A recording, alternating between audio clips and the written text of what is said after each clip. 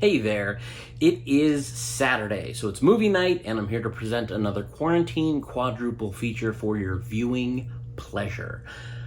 My name is Paul, and I've just finished my 23rd week of quarantine. Right now, I'm wearing a Get Out shirt by Studio House Designs. They made these cool shirts for Jordan Peele's movie and then donated a bunch of the proceeds to Black Lives Matter organizations. So remember, continue donating if you can and supporting companies and artists that are continuing to do so as well. So 23 weeks of quarantine for at least half of the country that's continuing to be responsible and socially distance and stay inside their houses so that we can hurry up and get over this pandemic. Unfortunately, a lot of people aren't really doing that. But for the people that are, I'm sure they're suffering some repercussions of this virus that not a lot of people are talking about. Mainly the toll that isolation is taking on people. I'm sure the toll it's taking on people's mental health and the loneliness that a lot of people are for sure feeling. Now, I'm fortunate enough to live with my partner, but she has a full-time job. We don't get to spend every waking minute together. Our sleep schedules are very different. So, I'm feeling a lot of loneliness as well, as I'm sure she is. I miss my friends that I haven't seen in half a year. I miss my family. Loneliness is a very real factor that a lot of people are dealing with right now. So that's what we're going to talk about with the 4 movies that we're going to be watching. We're going to be talking about God's Lonely Man, or just loneliness in general. I'll talk more about that quote in just a moment. But first, let's dive into our first movie, but I have a quick costume change. Okay, movie number 1. Can you guess? Of course you can guess. It's Taxi Driver. Now, Taxi Driver is the movie that put the phrase God's Lonely Man into pop culture existence. Of course, it existed before that. God's Lonely Man is the title of an essay by Thomas Wolfe. Paul Schrader really took that to heart and started writing scripts and making movies about God's Lonely Man. That's kind of his main thing that he writes about. It's kind of continued through his entire career. Taxi Driver, of course, stars Robert De Niro, fresh off of his Oscar win from Godfather Part 2. It stars Sybil Shepherd. Albert Brooks was a very interesting casting choice, really popular comedic actor at the time. The late, great Peter Boyle, and a very young Jodie Foster. She's like 12 or 13 years old. She plays a very young prostitute that Travis Bickle decides he needs to take it upon himself to save this girl, and Harvey Keitel plays her pimp. Now, this really examines loneliness in a very profound way that you don't see tackled very often in American cinema, or as effectively in American cinema. And examining a character like that today is a lot more difficult because we've had so many of the Travis Bickle type characters responsible for mass shootings, school shootings, violent outbursts. Now, I don't think Taxi Driver is glorifying that type of person. And Paul Schrader says, though films like this may be criticized, films like Taxi Driver are not responsible for creating people like Travis Bickle. They exist whether this art is being made or not. The person doesn't exist because of the art exists because of the person. And I wholeheartedly believe that's true. And this is truly a remarkable character study. And I think it kind of extends beyond the kind of troublesome premise of following this very deeply disturbed taxi driver as he drives around New York, lamenting about everything that bothers him in the world. And it kind of extends beyond that premise just because the filmmaking is so exquisite. I mean, this is one of Martin Scorsese's strongest pictures, and this is, what you would call pure cinema, movie lover's dream type film, just because all the filmmaking is so good. In fact, the writing is so good, the performance is obviously phenomenal, and the filmmaking is so good. This is like a trifecta of 3 people working at their peak to create a one-of-a-kind piece of art that has been replicated, a handful of times throughout the years, including very recently with Oscar juggernaut Joker. But the effectiveness of that, which in my eyes is more sort of glorifying an incel type person versus Taxi Driver, which I feel is more of a critique on that type of a person. You might argue with that because of how the film ends, and I'm not going to discuss exactly how the film ends, but some people could see that as sort of a disturbing praise of this type of person, but I really don't think it is. And Paul Schrader even said there was a woman who shot President Ford, and then she wound up on the cover of Newsweek. So he was saying that there's, all kinds of people that have done really wonderful things that aren't as glamorized as someone who does one terrible act. And that's absolutely true. I mean, anytime there's like a mass shooting, that person's picture is flashed on every website, it's on the front of every newspaper, their name is in every internet headline. We really have a strange obsession with not glamorizing these people necessarily, but really giving them the media spotlight, which is exactly what they would want after committing an atrocity, like going into a movie theater and shooting up the place or doing whatever. So it's a complicated film because it is examining a deeply disturbed person that you wouldn't really want to travel with for a couple hours. So he writes in his diary, and if you're kind of looking at Taxi Driver with a 2020 lens, the diary's kind of been replaced by, you know, Facebook or Twitter or whatever. So his taxi cab is sort of like a metaphor for whatever social media that they're spewing their vitriol through. And there's people so close to him, but he can't actually connect with any of them. He's separated from some safety glass, and they're having conversations with each other, or they're having sex with each other, or they're fighting with each other, and he is not actually a part of it. So it's just like social media when you're looking, you know, at your computer screen at all of these people's lives, and it's as if you're connecting with all of them, but you're not. If social media is making you just as lonely as something like, you know, a taxi cab for Travis Bickle. He's so close to communicating with people, but he's just not doing it. So Taxi Driver is a really good examination of loneliness because this guy is in New York. He's surrounded by hundreds of people, but he's so alone just because he can't connect with any of these people, either because he refuses to because he thinks all of these people are scum that need to be cleaned up, or because he's literally just incapable of connecting with anyone, which is made very evident when he goes on the most cringeworthy date you've ever seen with Sybil Shepherd, and he takes her to a porno theater because he doesn't realize that people don't just go watch pornos, like they go watch normal movies, but his brain is wired so differently. Now, Taxi Driver can also be seen as a critique on the mental health care system because Robert De Niro plays a Vietnam War veteran who comes back, and obviously he's one of the many types of people who's kind of slipped through the cracks. Nobody's really taking care of this person. He has had some kind of damage done to him mentally while he was at war, and he didn't have the resources that he needed available to him in order to kind of take care of his mental health, which has continued to deteriorate as he drives around brooding. You know, it doesn't explicitly talk about that, but at this point now in 2020, we know our mental health care system is very flawed, and a lot of people are slipping through the cracks to become a Travis Bickle type character. Dick Smith did the makeup, and there's really great kind of like blood and gore gag effects. The makeup is most astonishing for the bald cap that Robert De Niro wears after he shaves his head, which I mean has become the ultimate representation of like someone losing their mind is like shaving their head. You see it in Fight Club, you see it in Britney Spears spiraling out of control. But his bald cap is so realistic looking, it looks like Robert De Niro actually shaved his head into that mohawk. In reality, they filmed, you know, out of order, so he some days had to film with the bald cap on, some days he had to film with his normal hair, so they couldn't shave it off. So the bald cap, when you watch it, there's a couple times you can see maybe a little wrinkle, but it is so convincing looking because he put little stubbles of hair in it as if it was kind of roughly shaved. And the reason they wanted the mohawk there is because in Vietnam there were some soldiers who shaved their head into a mohawk to look more kind of intimidating, taking that note from a few Indian tribes because it would kind of clear their path because people were very intimidated by them. So that was kind of the impetus for Scorsese's choice to have him shaving his head like that. The score for Taxi Driver is very beautiful, very haunting, and it is by Bernard Herrmann, who, you know, of course, did the score for Vertigo, countless other big Hollywood films. But this is actually the very last score that Bernard Herrmann ever did. In fact, the day after he finished composing the score, he passed away. So he didn't even see the music fully realized in the film, or never even heard the final version of the music performed by an orchestra because he passed away. But definitely a huge contribution to the whole feel of the movie Taxi Driver. It's a flat-out masterpiece. I mean, it's one of the great films. It's one of the most well-made films. It's definitely a film you should watch if you're interested in film or filmmaking, or if you just like a really well-told story or a disturbing kind of character study. It's got it all. So our first movie is going to be Martin Scorsese's masterpiece, Taxi Driver.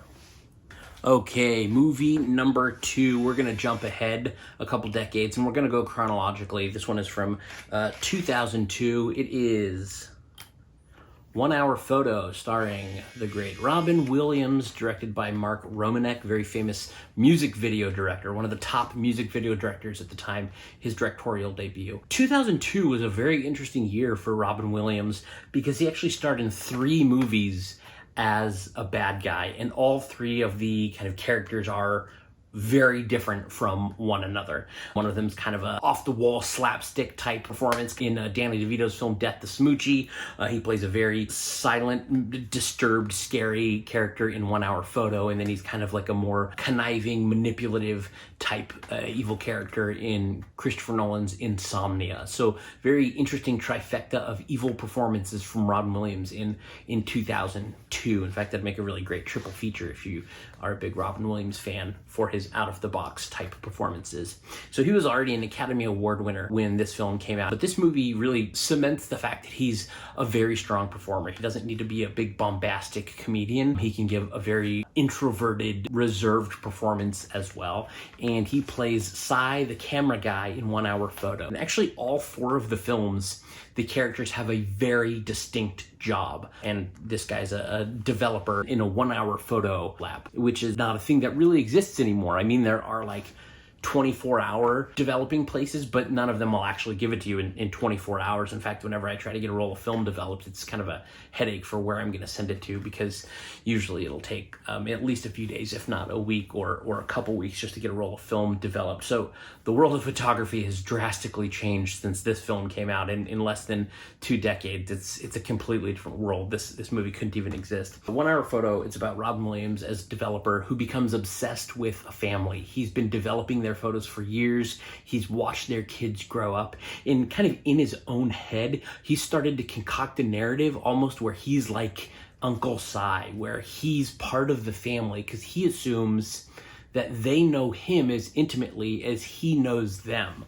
Of course they don't. He's just this guy that they see once in a while. But that kind of unfettered access to glimpses in their lives in the mind of a mentally unstable person makes it a very, very unsettling character. Now, this is not a horror film. This was advertised as sort of like this horror thriller type movie, and it's not really that. It's kind of a quiet, meditative character study of a very disturbed, very lonely person. And the movie is unsettling and creepy, but it's also very sad to see just how isolated and out of touch this guy is. So that's our second movie. Mark Romanek's 1 Hour Photo, starring the late, great Robin Williams, who just had his birthday relatively recently.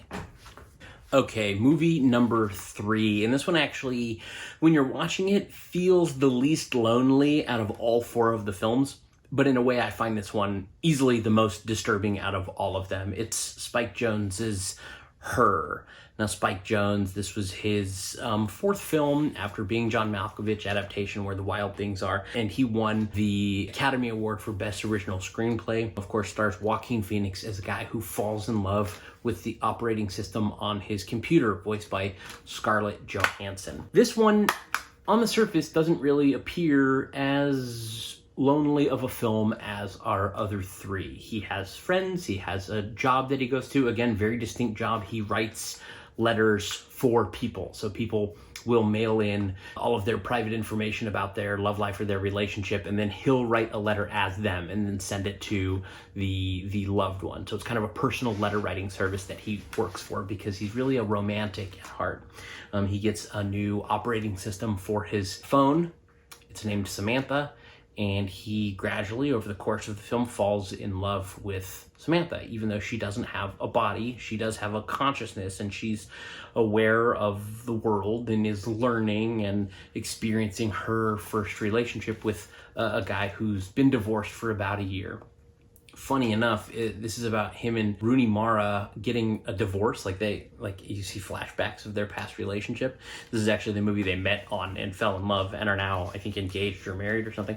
But like a movie about them getting divorced is actually where their relationship started. The relationship between Theodore and Samantha plays out very much like a real relationship, and in that regard, it's easy to kind of be taken with him feeling like he's falling in love and going through all of the honeymoon stage of a relationship and kind of all of the fights and the arguments and the making up, and it feels very much like a real relationship, but the entire time it's with nobody. It's with an earpiece that you can hear her talking. I think it's the testament to how much we rely on our phones and computers right now, and the relationships that we have with our social media, kind of convincing ourselves that this is some sort of satisfactory form of human connection when it is so not. I mean, social media, it's like we all partake and have some fun with it, but like it's pretty damaging if you really rely on it for your sole mode of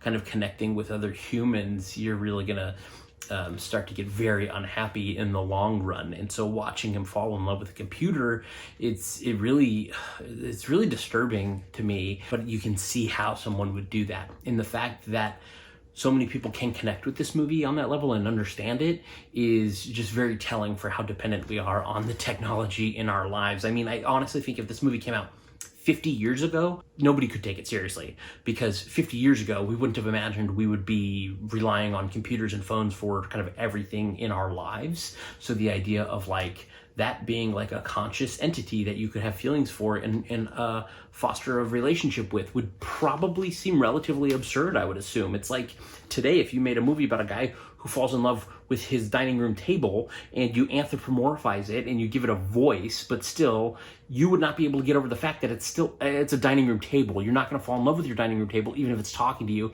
even if it's saying sweet things. Or like, you're not going to fall in love with, a shoe just because you kind of give it a personality. And that's kind of that's always where I step back from her and think is just like, it is so bizarre and twisted. It's also a very beautiful movie. It's exquisitely written. The performances are great, and what a great cast. Amy Adams, Olivia Wilde, Chris Pratt, and of course Scarlett Johansson giving a very wonderful performance with only her voice. What I do think her does exceptionally is tell us a very believable, grounded science fiction story. The world that Spike Jonze creates in this is staggering with its subtlety. It was filmed, I think, predominantly in Los Angeles and Shanghai, and then they kind of combined those two areas to kind of make it look like this bizarre futuristic place. I'm not sure how much computer-generated imagery they use in creating some of the backgrounds. I'm not sure where buildings were added or not, but they definitely got the smog right. It's very smoggy there, and whatever year this takes place in the future, there's certainly going to be a lot more smog in Los Angeles where it takes place. It's a really great example of sci-fi not having to overextend its reach. It does just enough to make you believe everything in the world. The color palette and production design is really brilliant as well. The only person who wears like red or coral frequently is Joaquin Phoenix, and that's the same color as his kind of operating system background for Samantha. And the costumes are just tweaked enough to believably be fashioned in the future. Like all the pants are very like high-waisted, kind of interesting, almost 70s pants. Like the style is kind of resurged. So they really did an exceptional job of crafting this very believable world of the future, which is incredibly dependent on the technology that everyone is using. In fact, even though the movie is mostly about Joaquin Phoenix, even when he's walking around in crowds, it's predominantly close-ups, so we can see his face reacting to everything that Samantha's saying in his ear. But once we cut to POV shots of like what he's seeing, it's usually crowds of people, and if you look in the quick glances of people, everyone's on their phone and everyone is just talking to themselves. Everyone is by themselves, having a relationship with their computers. So in a way, Theodore has more contact with humans than anyone else in our quadruple feature of loneliness, but he's, I feel like, easily the most isolated and loneliest out of all of them. It is a beautiful film, as much as, the mere concept just disturbs me, as us being so reliant on our technology, even to the point where we become reliant emotionally on it as well. It's a lot for me to grasp. I find it very frightening, but it's a wonderful film. Spike Jonze's Her, movie number 3. Okay, we are going to our fourth and final film of our loneliness quadruple feature, and we are going back to Paul Schrader. Now, Paul Schrader kicked off this whole God's Lonely Man idea with Taxi Driver back in 1976. He's the one who wrote Taxi Driver, and now we're going to examine a movie that he wrote and directed in 2018, his most recent film, exploring his idea of God's Lonely Man, quite literally God's Lonely Man this time. First Reformed, starring Ethan Hawke. He plays a small-town reverend who is plagued by all kinds of problems that are going on in the world, and he doesn't really know how to reconcile all of his doubts and his beliefs and everything that's plaguing him. And some of the people in his church are having issues in their personal lives as well, so he's trying to get involved and help these people out. Things don't go as planned, and it was really kind of a dark examination of people that are asking big, dark, existential questions about life. I highly recommend First Reformed. It might be kind of a disturbing watch for some people, but I do think it's a very important film. Now, this is Ethan Hawke's best performance. He's absolutely riveting as this reverend, and it's one of Paul Schrader's best films. It also stars Amanda Seyfried, who's really great as a distraught pregnant woman. She was actually pregnant when they filmed it, so she doesn't have like pads or anything. That's actually her baby, which I think is pretty interesting. It also stars Cedric the Entertainer as well as like a reverend of like a huge kind of entertainment church. I don't really know what they're called. But this movie is a really deep, dark examination of the human psyche, the human soul, kind of what we can deal with in the world, and when the best of us snap and can't deal with it any longer. So it's a really wonderful film. I love this one a lot. Now, the way Paul Schrader made the film is very interesting. The aspect ratio is closed in. It's more like a box. You see filmmakers today playing a lot with aspect ratio. That's basically just how the screen is presented, the way that you're watching the film. This one's more of like a box. So kind of instead of bars on top or bottom, making it like wider and more cinematic, it's a little more closed in, which gives the movie more of sort of a claustrophobic feel. His filmmaking is also pretty simplified from the filmmaking you typically see from Paul Schrader. It's stark close-ups and it's wide shots, and he holds on shots for a really long time, and it doesn't have an overbearing score. He really wants the audience to kind of wade through all of the morally murky areas that the film also is wading through. He doesn't want to give you any answers for all of these difficult subjects. He wants you to kind of sit in it and watch and kind of think about how you feel about these things. So in that regard, I think it's really a remarkably made film. The restraint he shows in his filmmaking, I think is very effective, and I think it's a very powerful and moving and upsetting film. So this is going to be the fourth one that we take a look at. All right, so that is going to do it for our quadruple feature on God's Lonely Man, or loneliness in general. We're starting off with Martin Scorsese's masterpiece written by Paul Schrader, Taxi Driver. This is really the impetus for the whole idea of God's Lonely Man in cinema. This is the one that did it the best and did it first. That's what we're kicking off our night with. Then we're moving on to Mark Romanek's creepy thriller 1 Hour Photo, starring Robin Williams, before moving on to Spike Jonze's Academy Award-winning screenplay for Her, and then wrapping up finally, once again, with a Paul Schrader script. This time he's directing as well, 2018's First Reformed. Those are the 4 movies we're going to be watching on loneliness. If you are dealing with loneliness as well right now, I hope you are taking time to take care of yourself, take care of your mental health, whatever that means. Watching great movies, listening to music, writing, reading, reaching out to your friends and loved ones. I don't really know what it is, but I hope that you're not suffering too badly and that you're taking enough time to take care of yourselves as well. So thanks for watching, and I'll see you next week. Thanks.